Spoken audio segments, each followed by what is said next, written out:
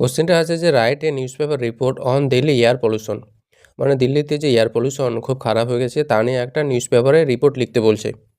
তো কীভাবে রিপোর্টটা লিখবে, এখানে একটা হেডলাইন দিতে হবে, সিভিয়ার এয়ার পলিউশন চোকস দিল্লি, মানে কঠোর যে বায়ু দূষণ দিল্লিকে বন্ধ করে দিয়েছে। প্রথমে যে জায়গা থেকে প্রকাশ পাচ্ছে দিল্লিতে নতুন দিল্লি একটা ওই জায়গাটা লিখতে হবে, তারপরে যেদিন আমরা লিখছি রিপোর্টটা ওই তারিখটা দিতে হবে।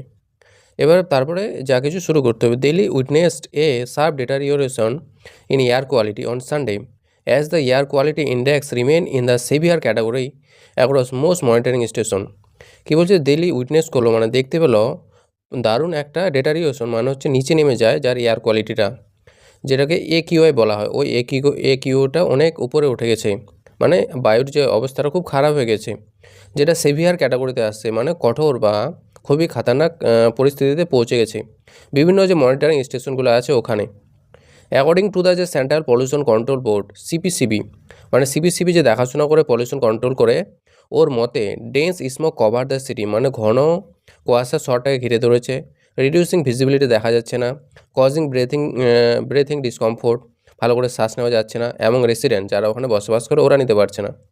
Hospital reported an increase in patient suffering from অ্যাস্তমা, হসপিটালগুলো দেখতে পাচ্ছে যে ওই প্যাশেন্টগুলোর সংখ্যা বেড়ে যাচ্ছে যারা অ্যাস্তমায় ভোগে, কাফ হয়েছে, যাদের কাশ হয়েছে, আই ইরিটেশন, চোখে জ্বালা করছে, এরা প্রচুর পরিমাণে হসপিটালে ভর্তি হচ্ছে।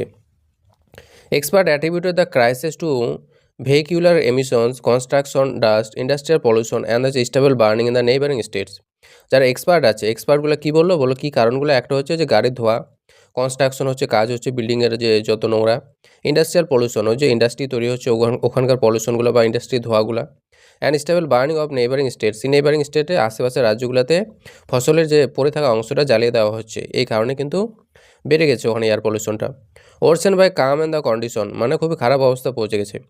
ইন রেসপন্স, এর পরিবর্তিতে the Delhi government enforce the graded response action plan, মানে দিল্লি গভর্নমেন্ট কী করছে, একটা গ্র্যাপ লঞ্চ করেছে, রেস্ট্রিক্টিং কনস্ট্রাকশন অ্যাক্টিভিটিস, যারা বিল্ডিং বানাচ্ছে ওদেরকে বন্ধ করে রাখা হয়েছে। Urging people to avoid outdoor exposure, মানুষকে বলা হচ্ছে যে তোমরা বাইরে যেও না। Schools are advise to limit outdoor activities, স্কুলদেরকে বলা হয়েছে যেন বাচ্চাগুলো বাইরে বার হয়।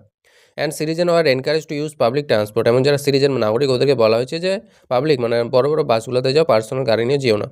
Environmentalists states that long-term solution, including channel fuel, sustainable practices, are urgently needed to tackle the recurring pollution crisis.